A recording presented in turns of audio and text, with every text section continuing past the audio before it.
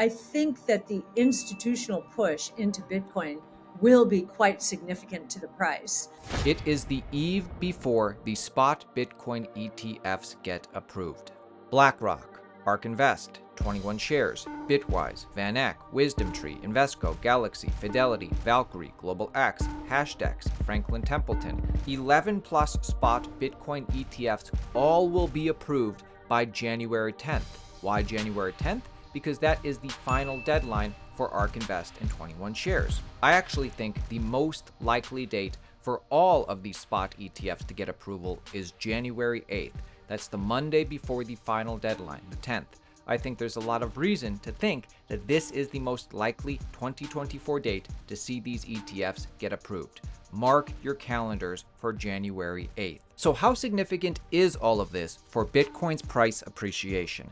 Cathie Wood is very bullish on Bitcoin, very optimistic that their ETF and everybody's ETF will get approved. Here, she explains just how huge, just how significant, huge demand to a scarce asset will cause price to explode. Listen. I think that the institutional push into Bitcoin will be quite significant to the price.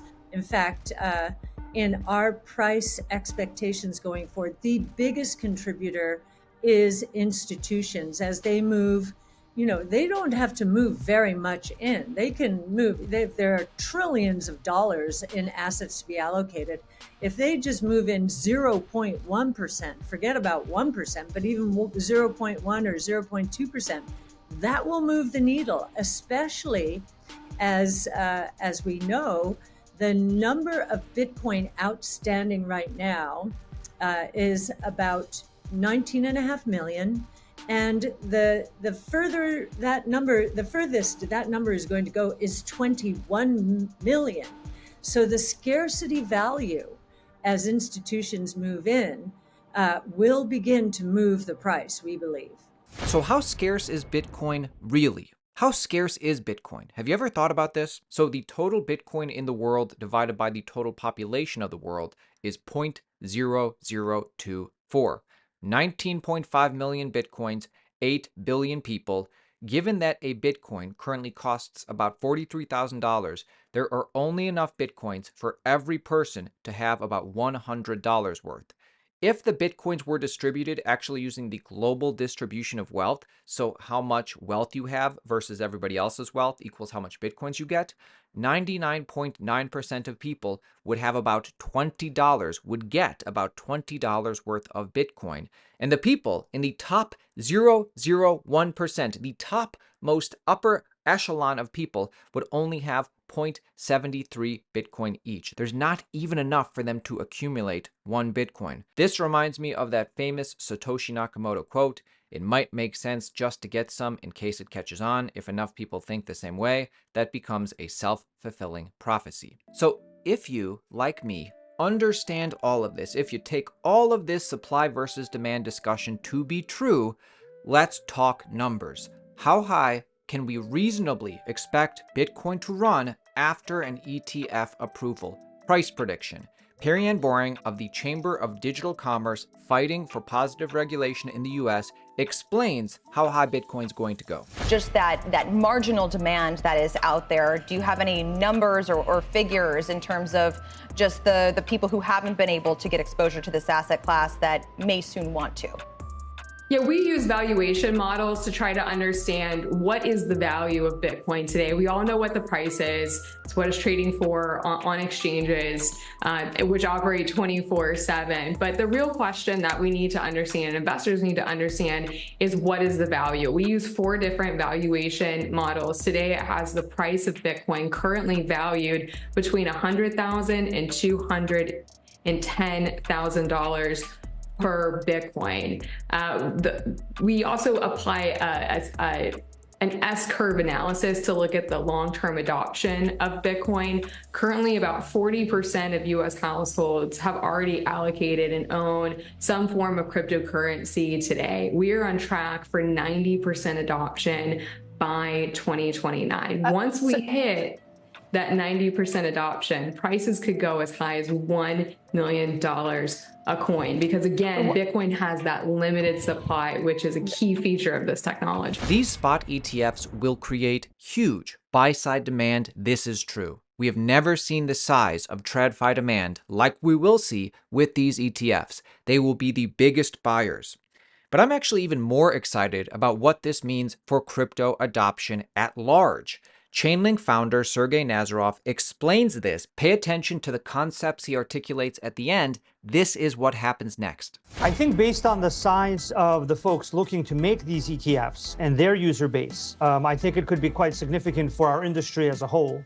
I think it'll show very clearly that TradFi is a very big player in the blockchain space and in the DeFi space. My view has always been that TradFi and the traditional capital markets are actually the biggest net buyer, the biggest net customer of things like Bitcoin.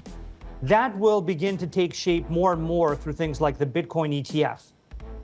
I think, though, it'll go very far beyond that because fundamentally, this technology is about creating better transactions, more transparent transactions, less risky transactions, more high-quality relationships between counterparties, which is fundamentally what the entire banking, capital markets, and asset management sectors are really about.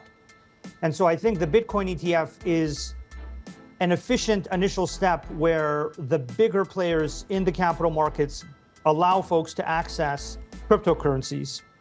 But I think they will then go on to make more and more advanced financial products of their own, and eventually even define their own decentralized finance protocols that interact with the decentralized finance protocols on public chains.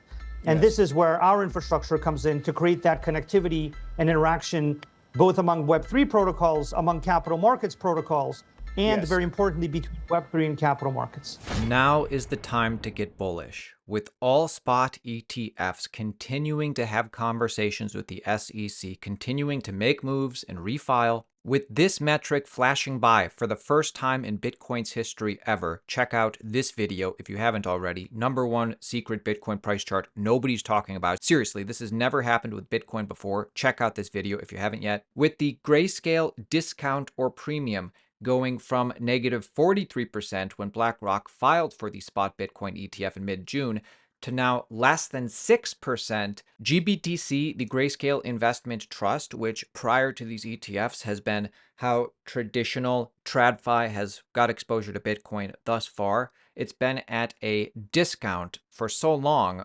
The point is, now that this is getting out of its discount, grinding up towards a premium once again, historically speaking, every time this happens, the bulls are back. The bull market is on. This is very bullish. Same thing with Ethereum as well. Grayscale ETH discount had a discount of negative 60%. Now it's only negative 13% in just a year. This is grinding up too. If the trend continues, buying pressure could start flowing to spot ETH. Plus, there are 3 more bullish catalysts: ETH ETF, the big upgrade Q1-ish, restaking plus LRTs will boost ETH yield. I would say that this is Ethereum's final big upgrade. The fact that this is happening in a bull market is significant. The narrative alone could send interest to ETH. And Ethereum generally steps into the spotlight in January, and it doesn't look like this month will be different. Various altcoins are at resistance on their ETH pairs, and ETH USD looks fantastic too. Bring on the redemption rally. And I don't see any Bitcoin maximalists talking about this. Ethereum just flipped Bitcoin